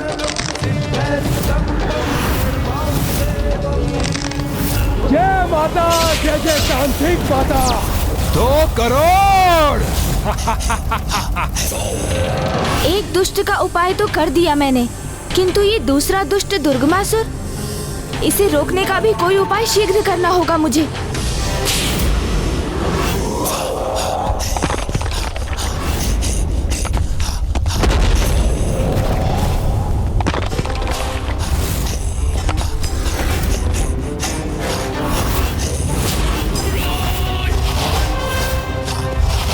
ये तो अभी आरंभ है।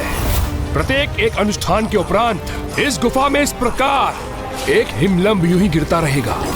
अभी तो 2 ही गिरे हैं, अर्थात अभी 2 करोड़ अनुष्ठान पूर्ण किए हैं और 92 करोड़ शेष है।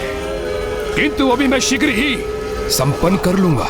मेरे शत्रुओं, दुष्ट देवताओं, कल्पना करो, जब यहाँ एक भी हिमलंब शेष नहीं बचेगा, तब मैं सर्वशक्तिशाली बन जाऊंगा और तुम मुझसे कहीं छिप नहीं सकोगे। और अब ऐसा होने में कोई भी बाधा उत्पन्न नहीं हो सकती। अब और अधिक विलंब करना उचित नहीं। मुझे अभी इसी क्षण इसके अनुष्ठान को रोकने का उपाय करना होगा। अन्यथा वो दुष्ट इस अनुष्ठान से यदि अजेय हो गया, तो माता आदिशक्ति के लिए भी उसका वध करना असंभव हो जाएगा।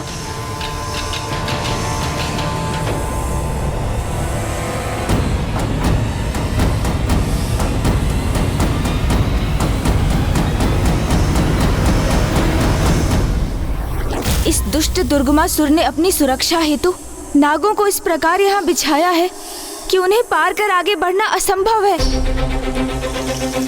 इसलिए सर्वप्रथम मुझे नागों को जागृत करना होगा, और जिसके लिए मुझे उनकी कुंडली शक्ति को गतिशील करना होगा। तभी उनके भीतर स्थित माया रूपी मिट्टी बाहर आ सकेगी और ये उसके प्रकोप से मुक्त हो सकेंगे।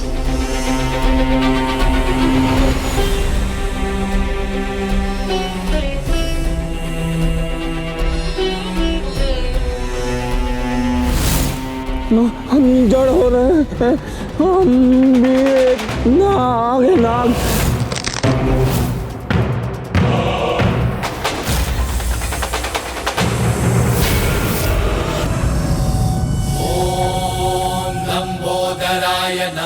अब अपनी ऊर्जा से मैं इनके मूलाधार चक्र को प्रभावित करूंगा। ओम गण गणपते नमः। ओम गण गणपते नमः। ओम सिद्धिदाताय नमः। इस मंत्र का उच्चारण इनके प्रथम चक्र अर्थात मूलाधार चक्र को क्रियान्वित करेगा, और मूलाधार चक्र के जागृत होने से तो प्राणी भयमुक्त हो जाते हैं। उनकी प्राण शक्ति में सजगता और सकारात्मकता का संचार होता है। ओम गण गणपते नमः। ओम गण गणपते नमः। ओम गण गणपते नमः। मूलाधार चक्र के जागृत होने से ही कुंडलिनी शक्ति भी जागृत होकर गतिशील होती है।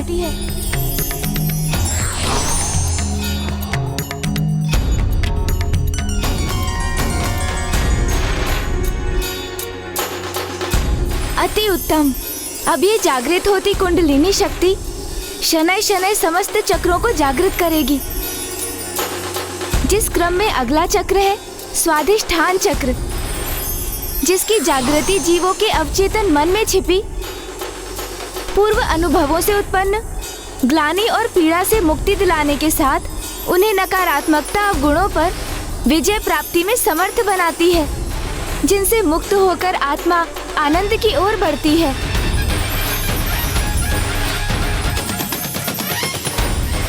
अगला चक्र है मणिपूरक चक्र। जब मणिपूरक चक्र जागृत होता है तो जीव किसी भी प्रकार की व्यर्थ लज्जा का अनुभव नहीं करता। उसकी इच्छा शक्ति प्रबल होती है और वो कर्मठ हो जाता है। फिर हृदय स्थान पर स्थित अनाहत चक्र, जो दुख और अवसाद के अनुभवों को मिटाता है और सभी जीवों के प्रति स्नेह भाव उत्पन्न करता है। इसके पश्चात विशुद्ध चक्र, जो असत्य के भ्रम जाल को मिटाकर सत्य का बोध कराता है। उसके उपरांत स्थान है अजना चक्र का, जिसकी जागृति के परिणाम स्वरूप किसी भी प्रकार की माया के प्रभाव से प्राणी मुक्त होता है और उसे सत्य का ज्ञान प्राप्त करने की अंतर्दृष्टि प्राप्त हो जाती है।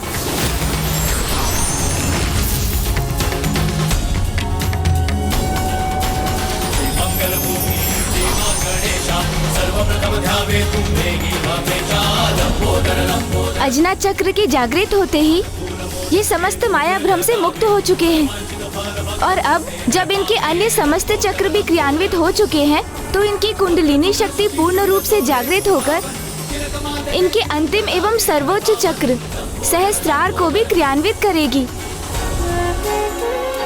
ये चक्र जागृत होकर स्वयं के प्रति आसक्ति पर विजय दिलाता है और सर्वोच्च ऊर्जा अर्थात ईश्वर से सहयोग की संभावना उत्पन्न करता है।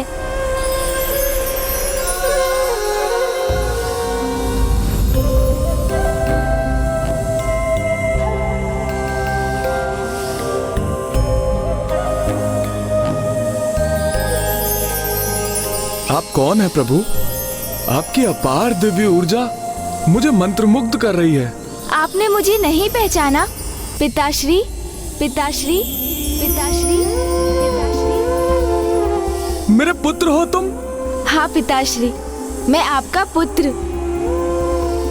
मैं आपके समान तेजस्वी पुत्र चाहता हूँ गणेश जी। तथास्तु।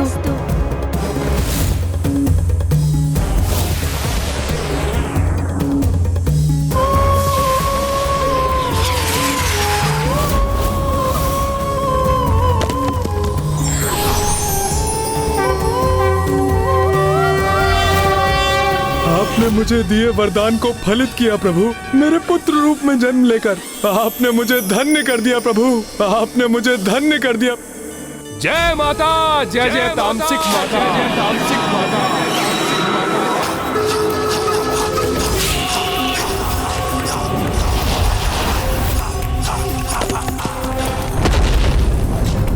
अब और अधिक शक्तिशाली हो गया हूं मैं।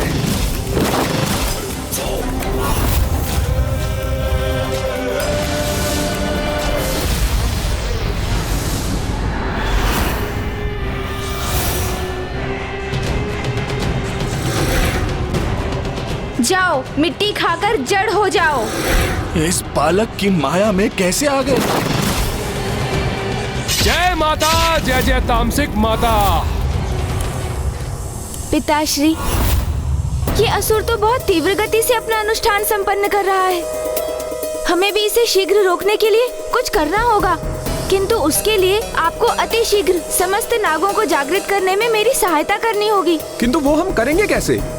उसी सर्वोच्च मंत्र के प्रभाव से, जिसने आपको उस असुर की माया से मुक्त रखा था।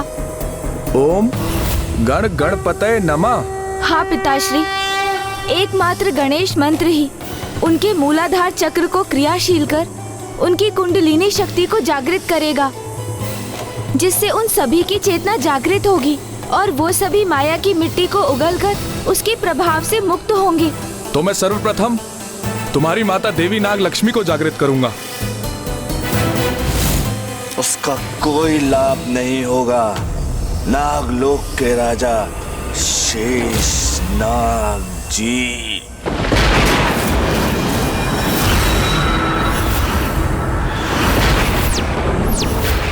ओह, तो बहुत शीघ्र ही माया के प्रभाव से मुक्ति प्राप्त कर ली आपने।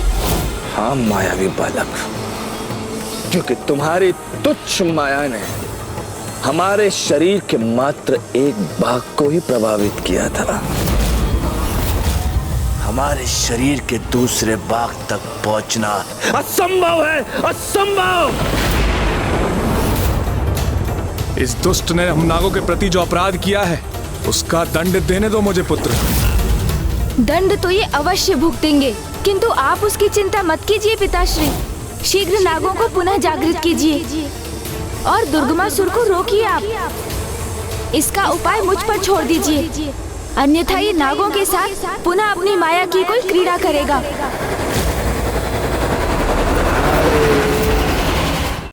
बालक, माया की कोई क्रीड़ा हम करेंगे। माया की तुच्छ क्रीड़ा तो तूने की है और अपने आप को अत्यंत बड़ा मायावी समझता है। कदाचित भूल रहे हैं आप, जिसे आप बालक पुकार रहे हैं उसी ने आपको मिट्टी खाने पर विवश कर दिया था, और अब मैं धूल भी चटाऊंगा आपको।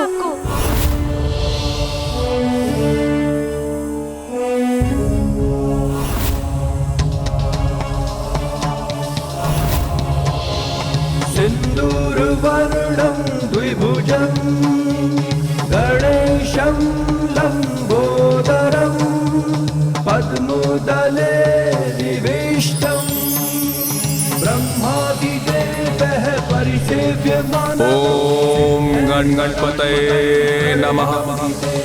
ओम गणगणपतये नमः।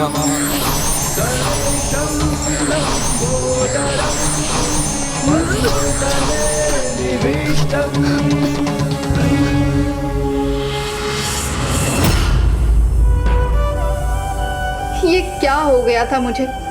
मैंने अपने ही स्वामी और अजन्मे शिशु को आहत करने का प्रयास किया। स्वामी, हमारा अंड कहाँ है? वो सुरक्षित तो है ना? जिस माया से आपने नागों के साथ अत्याचार किया, अब मैं उसी माया का प्रयोग कर आपको उचित सीख दूंगा।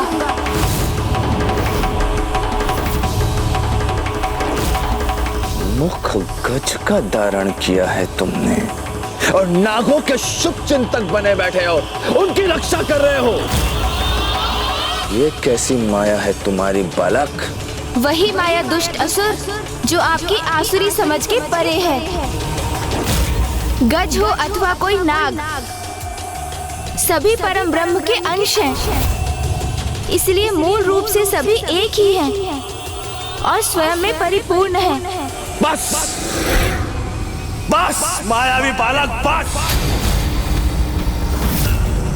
प्रतीत होता है कि इतने विशाल उदर में यज्ञ संवाद से भरे ज्ञान के उद्देश्य भरे हुए हैं। इसी कारण अनर्गल प्रलाप किए जा रहे हो। समय तो आने दीजिए, ये भी ज्ञात हो जाएगा आपको। अब मात्र देख हम कैसे अपने माया के प्रभाव से तुझे अपना दास बनाएंगे। दास!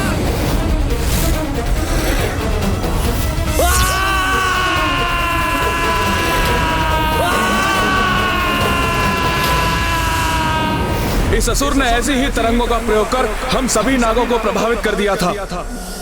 इसलिए मेरी तो यही प्रार्थना है कि ये हमारे पुत्र को प्रभावित ना कर सके। हमारा पुत्र?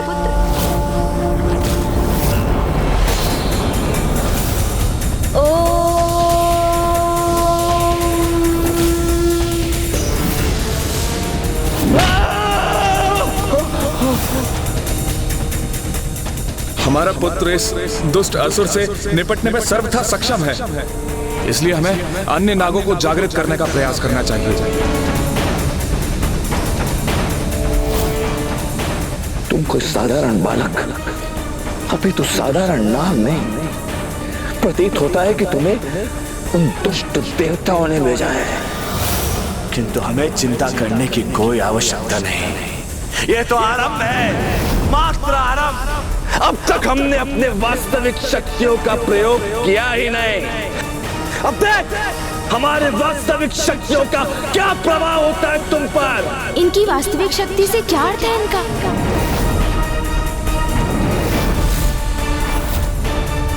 ओह, समझा, इनकी प्रतिमा जिसका इन्होंने निर्माण करवाया था।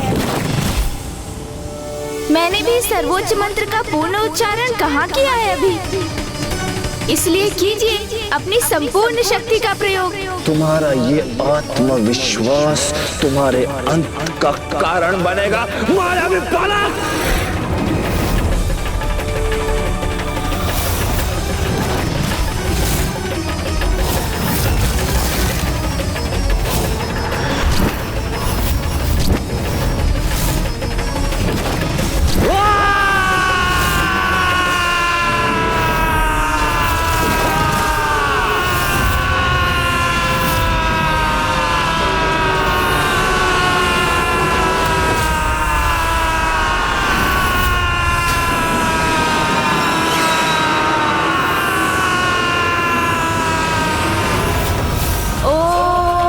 गणपते नमः। ओम गणपते नमः। ओम गणपते नमः। ओम गणपते नमः। ओम गणपते नमः। ओम गणपते नमः। ओम गणपते नमः। ओम गणपते। ये क्या? हमारी मायावी तरंगे हमारे लिए सही नहीं हो रही है। ओम गणपतये नमः। ओम गणपते नमः। ओम गणपतये नमः। ओम गणपतये नमः। ओम गणपते नमः। ओम गणपते नमः।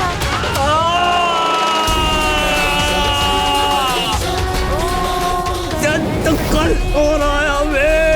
ओम गणपते नमः। ओम गणपते नमः। ओम गणपते नमः। ओम ऐसा प्रतीत होता है कि हमारा शीश फट जाएगा और संग भागों में छिन्न भिन्न हो जाएगा।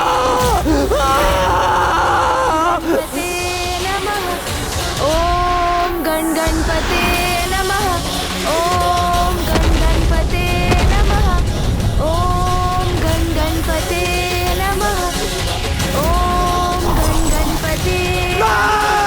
ओम गणपते। असंभव, असंभव है ये, असंभव। हमारी प्रतिमा में हमारी मायावी शक्तियों का संग्रह था, उसे भी खंडित कर दिया तुमने। अभी तो उस प्रतिमा का अंत ही देखा है आपने। शीघ्र आप स्वयं अपना अंत भी देखने के लिए विवश होंगे।